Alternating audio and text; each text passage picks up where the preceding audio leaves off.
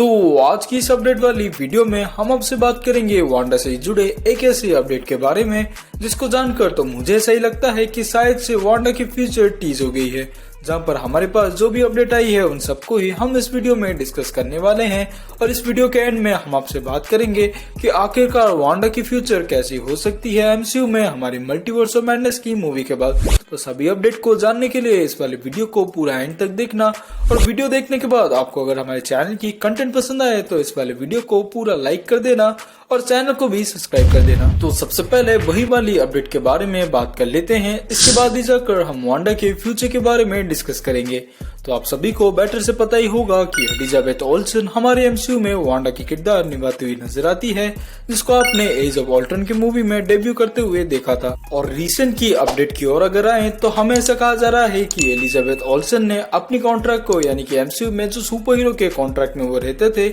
उसी वाले कॉन्ट्रैक्ट को उन्होंने वापस से 7 ईयर के लिए एक्सटेंड कर दी है। इससे हमें थोड़ा सा आइडिया हो ही जाता है कि हमारी मल्टीवर्स ऑफ मैडनेस की मूवी में वांडा के किरदार का अंत नहीं होगा, क्योंकि जैसे आप सभी को ही पता होगा कि बहुत सारे लोग इस चीज को एज्यूम कर रहे हैं कि वांडा इस वाले मूवी में विलेन होने वाली है, जिसके खातिर ही आगे जाकर इस वाले मूवी में उसका एंड हो सकता है। लेकिन ये चीज इसके कॉन्ट्रैक्ट के साथ ही कंफर्म हो जाती है कि वांडा के किरदार को कुछ भी नहीं होने वाला है, बजाय उसके हमारे एमसीयू में भी वो रहने वाली है। लेकिन ऑलरेडी मैंने इस वाले चैनल पर बहुत सारे ऐसे वीडियोस बना रखे हैं जिस वाले वीडियो के खातिर ही मैंने आपसे बात किया था कि वांडा इस वाले मूवी में विलन नहीं होने वाली, जिन सब का प्रूफ भी मैंने उन सभी वीडियोस में दे रखा है। तो आप उन सभी वीडियोस को जरूर से चेकआउट करना, जहां पर मैंने आपसे डिस्कस किया था कि वांडा असल में विलेन नहीं होगी, वो सिर्फ अपने बच्चों को बचाना चाहती होगी, लेकिन वांडा को यूज करके कोई एक दूसरा विलेन हमारे वर्ल्ड में टेक प्लेस करने की कोशिश कर रहा होगा। तो उन्हीं सभी अपडेट्स को आप हमारे डॉक्टर स्ट्रेंज 2 के प्लेलिस्ट में जाकर ही चेकआउट कर लेना,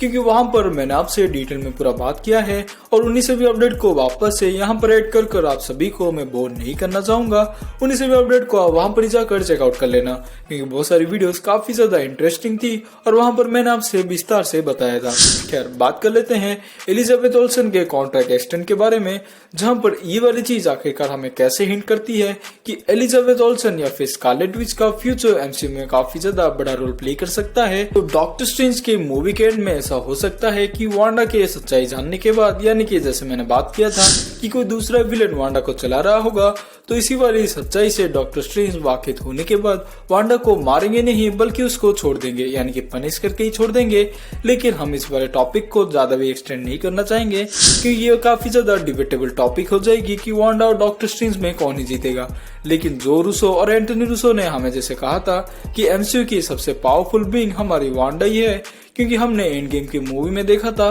कि अगर सब कुछ सही रहता तो हमारे थैनोस को वो इजीली मार देती। तो इन सभी चीजों के बारे में हम कोई दूसरी वीडियो में डिस्कस करेंगे, लेकिन इस वीडियो में बात कर लेते हैं कि वांडा की फ्यूचर कैसे टेक प्लेस कर सकती। फिलहाल के सिनेरियो को देखकर मुझे तो ऐसा ही लगता है कि वांडा ही इकलौती कैरेक्टर होगी जो कि एमसीयू में म्यूटेंट्स को लाती हुई नजर आएगी, क्योंकि अगर एमसीयू को ऐसा नहीं करना होता तो वो इस चीज को इटर्नल मूवी में ही थोड़ा सा हिंट की तरह दे देते, जैसे कि हमने कॉमिक बुक्स में देखा था। क्योंकि कॉमिक बुक्स में हमने देखा है कि सेलेस्टियल ही थे जिन्होंने की इटर्नल्स को, डेविएंट को और ह्यूमन के स्पीसीज को बनाया था, लेकिन उन्हीं ह्यूमन में से कुछ ऐसे भी स्पीसीज हुआ करते थे जो कि आगे जाकर उनके डीएनए जब डेवलप हुए या फिर इवॉल्व हुए वो जाकर एक म्यूटेंट बनते हैं। लेकिन जिन सभी के डीएनए इवॉल्व नहीं हो पाते वो नॉर्मल ह्यूमन ही बन के रह जाते हैं, और उन्हीं सभी छुपे हुए डीएनए के फीचर्स को हाइड करने के लिए एक प्योर एनर्जी सोर्स की जरूरत पड़ेगी, जिसको हमारे एमसीयू में ब्लिप के जरिए ही दिखाया जा सकता था। लेकिन मार्वल ने इस वाली चीज को ड्रॉप कर दिया। तो मेरे नजरे से ऐसा ही हो सकता है कि फ्यूचर में जाके वांडा को ही दिखाया जा सकता है कि वो हमारे एमसीयू में म्यूटेंट के कैरेक्टर को इंट्रोड्यूस करती हुई नजर आएगी। और हो सकता है वांडा को जैसे एमसीयू 7 सालों तक बांधे हुए रखना चाहती है,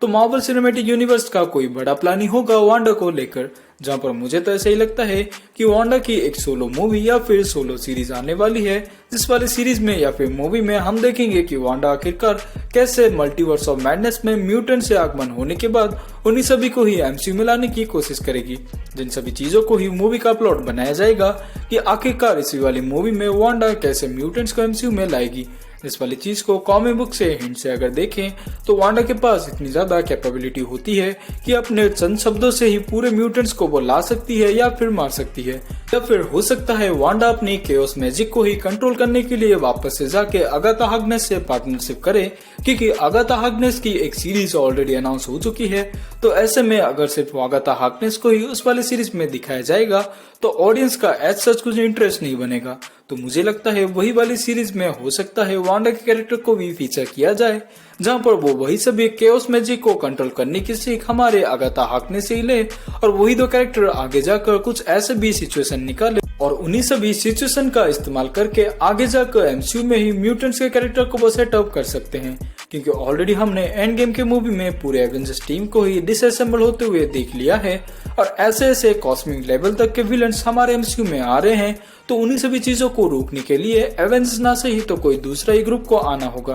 तो ऐसे में एक्समैन का ग्रुप ही एक परफेक्ट चॉइस हो सकती है हमारे एवेंजर्स को रिप्लेस करने के लिए। तो इन सभी चीजों के बारे में आपको जानकर कैसा लगा आप हमें कमेंट सेक्शन में लिख कर बता सकते हैं, क्योंकि आज की छोटी सी अपडेट वाली वीडियो यहीं तक की थी। और ऐसे ही कंटेंट से रोज जुड़े होने के लिए हमारे चैनल को सब्सक्राइब कर लें और बगल में पड़ी उस वाली बेल आइकन को भी हिट कर लें। इसी के साथ मैं आपसे विदा लेता हूँ। मैं मिलूंगा आपसे किसी दूसरे वीडियो में किसी दूसरे टॉपिक के साथ। तब तक के लिए अपना ख्याल रखें। बाय।